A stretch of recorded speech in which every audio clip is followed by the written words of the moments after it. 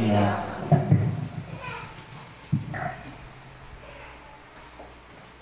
Nga sila, nga may seryosong balatian, mudawat sa sakramento, sa balaang paghilog, mag-apo kita sa Ginoo. Amahan pamagiya. Nga imo tang isipon nga takos ug mapuslanon alang kanamo nga ang halanggong Teofilo kamomot mabayaw na ngadto sa altar sa mga santos. Mag-ampo kita sa Ginoo. Amahan pamagiya.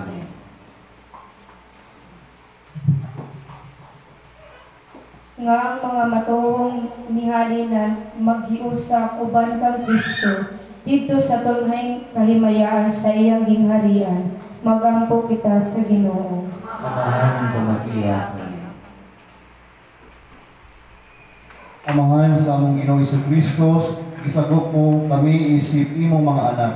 Kabahi kami sa pag-ila sa pagpasalamat sa imong daghang mga panalangin, samtang naghanag kami ni ining mga pag-ampo pinagi ni Kristo nga among Ginoo.